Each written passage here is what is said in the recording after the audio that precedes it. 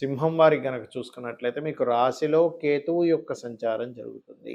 రాశిలో కేతువు యొక్క సంచారము సింహం వారికి సప్తమంలో రాహువు, బుధుడు కలిసి ఉంటూ అష్టమంలో అధిక గ్రహాలున్నాయి. అందులో అష్టమ శని యొక్క ప్రభావం కూడా తగ్గుతుంది. ఈ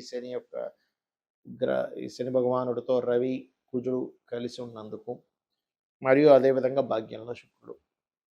ఇక ఈ గ్రహస్థితిని అనుసరించి మీకు ఎలా ఉండబోతుంది? ఈ పక్షం మొత్తం కూడా చంద్రుడు కన్యా రాశి నుంచి అంటే మీ ధనస్థానం నుంచి అష్టమ స్థానం వరకు ప్రయాణం జరుగుతుంది. అయితే ఈ యొక్క విషయాలు చెప్తుంది నేనైనప్పటికీ చెప్పిస్తుంది సాక్షాత్ లలిత అమ్మవారిగా భావిస్తూ ఆ లలితాంబిక అమ్మవారి యొక్క అనుగ్రహం మీకు పరిపూర్ణంగా కలగాలని మనస్ఫూర్తిగా కోరుకుంటూ ఇక్కడ రాశిలో ఎప్పుడైతే కేతు ఉన్నాడో సింహం వారికి ఆధ్యాత్మికంలో పరిపక్వత చెందేటువంటి యోగాన్ని కూడా కేతు ఇస్తాడు. తెలియని ఒక విరక్తి, వైరాగ్యం, ఏంటి ఇలా జరుగుతుంది అనుకునేటువంటి భావన ఇవన్నీ కూడా కలుగుతూ ఉంటాయి. గణపతిని ధ్యానం చేసి మీరు ఏది ప్రయత్నం చేసినా మీకు ఇబ్బంది అనేటువంటిది రాదు. అలాగే కొంత పార్ట్నర్స్ మూలంగా కొంత ధనయోగం కలగడం, బిజినెస్లో కొంతమంది పార్ట్నర్స్ ఎంటర్ అవ్వడము, వాళ్ళ వల్ల కొంత లాభము ఉండడం జరుగుతుంది. కాకపోతే ఇది ఎంతసేపు 11వ తేదీ వరకు. 11వ తేదీ నుంచి అష్టమంలోకి వెళ్తున్నాడు కాబట్టి బుధుడు అక్కడి నుంచి కాస్త బంధువర్గంతో లేదా అప్పులు ఇవ్వడం తీసుకునే విషయంలోని ధన సంబంధించినటువంటి విషయాల్లో మీరు ఖచ్చితంగా 11వ తేదీ నుంచి 100% జాగ్రత్తగా ఉండాలి. ఇక కొన్ని అంటే అన్నదమ్ములు, అక్క చెల్లెళ్ళు, ముఖ్యంగా సిస్టర్స్, అక్క లేదా చెల్లి వాళ్ళతో కొంత మనస్పర్ధలు వచ్చే ఛాన్సెస్ ఉన్నాయి. అందులో ముఖ్యంగా 5, 6, 7 తేదీలు, 13, 14, 15 తేదీలు సింహం వారికి గుర్తుపెట్టుకోండి. అదేవిధంగా మరొక విషయం ఏంటంటే ఇక్కడ గమనించినట్లయితే సంతానం ఆల్రెడీ ఎదిగారు కానీ ఇంకా ఈ యొక్క ఉద్యోగ సంబంధించిన విషయంలో స్థిరపడలేదు అనుకునేటువంటి వారికి సంతాన అభివృద్ధి, సంతానం విషయంలో వాళ్ళకి మంచి కలిసి రావడం అనేటువంటిది కూడా కొంతవరకు కలుస్తుంది. కాకపోతే మీకు అష్టమంలో అధిక గ్రహాలు ఉన్నందుకు వాహనం మీద వెళ్ళేటప్పుడు కానివ్వండి, రోడ్లు దాటేటప్పుడు కానివ్వండి, కొన్ని అగ్ని సంబంధించిన లేదా జల సంబంధించినటువంటి విషయాల్లో కూడా కొంత జాగ్రత్తగా ఉండాలి. ఇక మీరు ముఖ్యంగా ఉద్యోగ సంబంధించినటువంటి విషయాల్లో ఉన్న ప్రదేశం నుంచి ఇతర ప్రదేశాలకు వెళ్ళడం ద్వారా కొంత బాగా కలిసి వస్తుంది. కాకపోతే అదే ఉద్యోగంలో ఆల్ ఆఫ్ సడన్ మార్పులు కూడా చూపిస్తున్నాయి. ఇక మీరు నిత్యము చేయవలసిన దేవతారాధన ఏమిటి అని చెప్పి చూసుకున్నట్లయితే ప్రధానంగా మీరు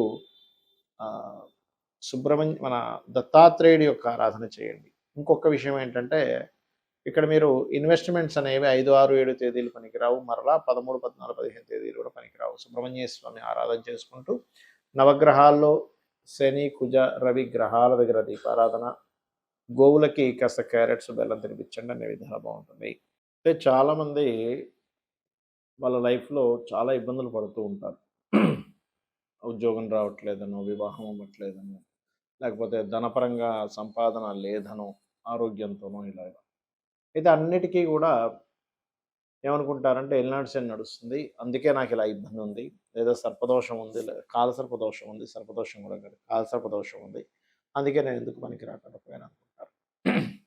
ఒక విషయం బాగా గుర్తుపెట్టుకోండి, ఎక్కడ కూడా మహర్షులు వాళ్ళు రాసినటువంటి గ్రంథాలలో ఏలినాడు శని వల్లనే నువ్వు పూర్తిగా లైఫ్లో ఎందుకు పనికి రాకుండా పోతావని లేదు. ఏలినాడు శని ప్రభావం ఉంటుంది. ఏంటి లేట్ అవ్వడం? ఎందుకంటే నేను దీని మీద రీసెర్చ్ చేసి మరీ చెప్పాను చాలాసార్లు, కొన్ని సంవత్సరాల నుంచి చెప్తూనే వస్తున్నా.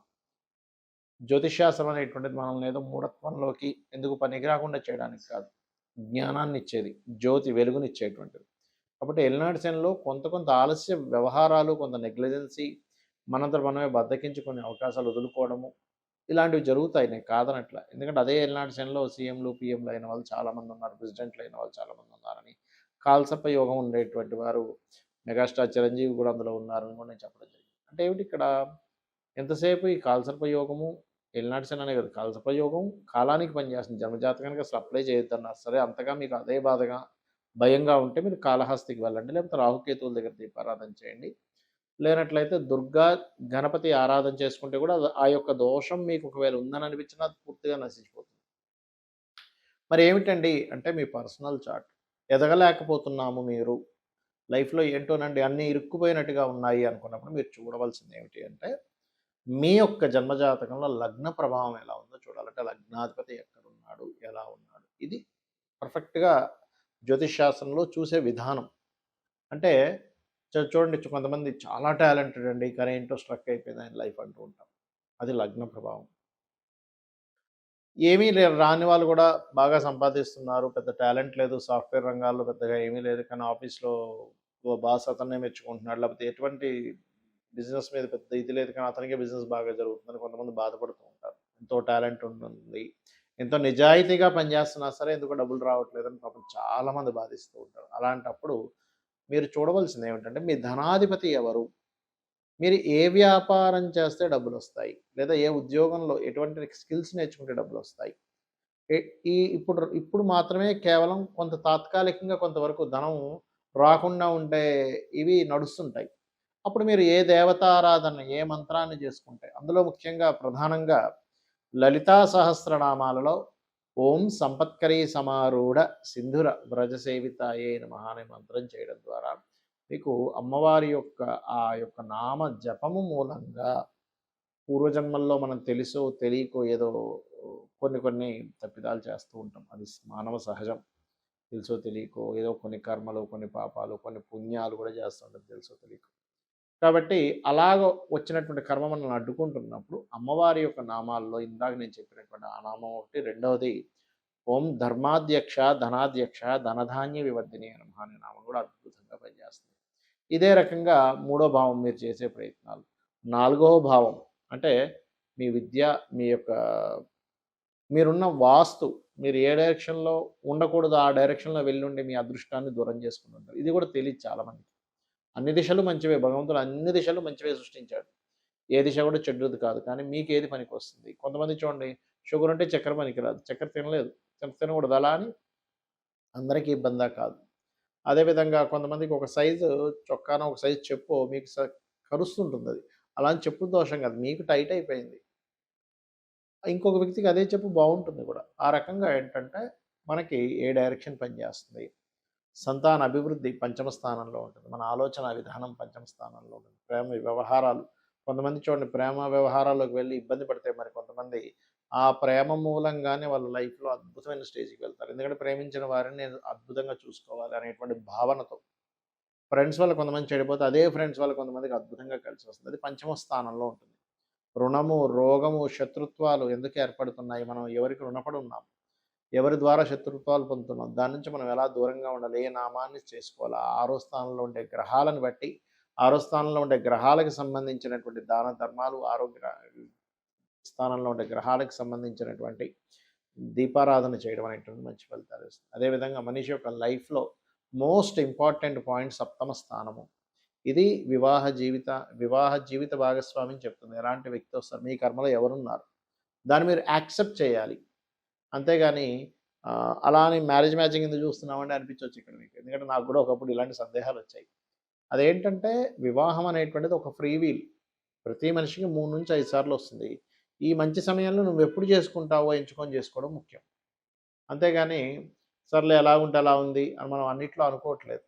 ఎలా అయితే అలా సాగుతుందని ఎందుకు అనుకోవట్లేదు. ఏది పడితే అది ఎందుకు తినట్లేదు. అన్నం తినేటప్పుడు కూడా అందులో రాళ్ళున్నాయో లేవో చూసుకొని తింటున్నాం. రాళ్ళతో ఏదుంటే తినేస్తున్నామండి అనట్లేదు. ఎందుకు అంటే మనకి భగవంతుడు ఒక ఫ్రీ వీల్ కూడా ఇచ్చాడు. అంటే మన మన చేతిలో కొంత ఉంచి కర్మ సిద్ధాంతం, కర్మపరంగా మనకు కొంత జరుగుతూ ఉంటుంది. అందులో దృఢంగా జరిగేటువంటి కర్మ ఉంటే అది మాత్రం మనం తప్పించలేం. ఆ కర్మ అనుభవించడానికే భూమి మీదకొస్తాడు. ఆ రకంగా వృత్తి, వ్యాపారాలు, విదేశాలకు వెళ్లి చేసే యోగం ఉందా? ఇక్కడ ఉండి అభివృద్ధి అయ్యేటువంటి యోగం ఉందా? వ్యాపారంలో అభివృద్ధి అయ్యే యోగం ఉందా? ఏ వ్యాపారంలో మీరు అభివృద్ధి అవుతారు? అనేటువంటి అనేకమైనటువంటి అంశాలు మనకి జ్యోతిష్ శాస్త్రం చెప్తూ ఉంటుంది. అయితే ఇవన్నీ ఒక ఎత్తయితే, మనకి కొంతమందికి జాతకం రాసి ఉండదు. అంటే పూర్వీకులు వాళ్ళ వాళ్ళకప్పుడున్న అవగాహన, అప్పుడుండేటువంటి దీని పరంగా కొన్ని కొన్ని ఇళ్లల్లో వాళ్ళ డేట్ ఆఫ్ బర్త్ గానీ, టైం గానీ నోట్ చేయలేదు. అప్పుడేంటి పరిస్థితి?